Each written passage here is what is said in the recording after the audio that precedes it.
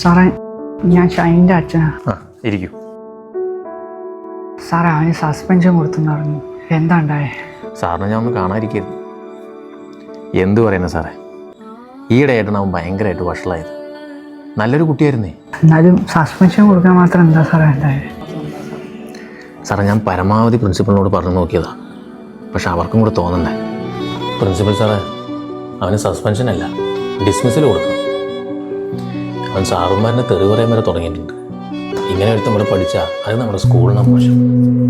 ഞാൻ പറയാനുള്ളത് പറഞ്ഞു, ബാക്കി സാറിൻ്റെ ഇഷ്ടം. ഇവൻ പഠിക്കാൻ മോശമാണെങ്കിലും ഞാനിവനെ കലാപരമായ കാര്യങ്ങളെല്ലാം ഉൾപ്പെടുത്താൻ ശ്രമിക്കാറുണ്ട്.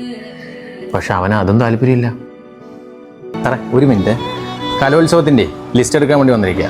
അപ്പോൾ താല്പര്യമുള്ളവരൊന്ന് പറയണം. സാർ, ഇയാൾ വേണ്ട, നമ്മൾ കുറച്ച് സ്മാർട്ടായിട്ടുള്ള ആൾക്കാരെ നോക്കും. വേറെ ആരെങ്കിലും ഉണ്ടോ? സാർ, ആ പയ്യന്മാരൊക്കെ ഉണ്ടോ? ക്ലാസ്സിൽ ഏറ്റവും നന്നായി പഠിക്കുന്ന കുട്ടികളാണ്. ഞാൻ ഇവനെ അവരുടെ കൂടെ ഇരുത്താറ്. പിന്നെ മിക്ക ടീച്ചേഴ്സിനും ഇവനെ പറ്റി മോശം അഭിപ്രായം. അത് ചോദിക്കാൻ ചെന്ന എന്നോടും അവൻ മോശമായിട്ടാണ് പെരുമാറി.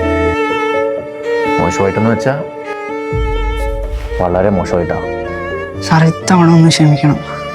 അവന് വേണ്ടി ഞാൻ മാപ്പ് ചോദിക്കാം. ഇനി ഇങ്ങനെ ഉണ്ടാവില്ല സാറേ. നിർത്തിക്കൂടെ സാറേ? ഇത് എത്ര കാലമായി? ഇത് നിർത്തിത്തരാം, ഇതോടെ നിർത്തിത്തരാം.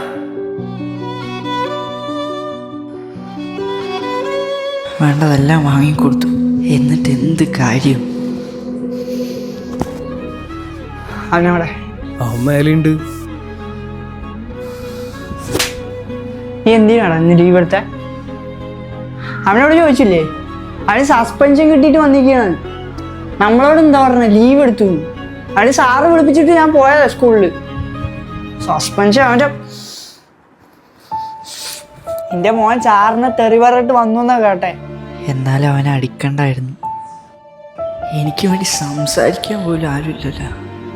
അപ്പോൾ ഒരു സാറ് വിചാരിച്ച ഒരാളെ വളർത്താനും തളർത്താനും പറ്റുമല്ലേ?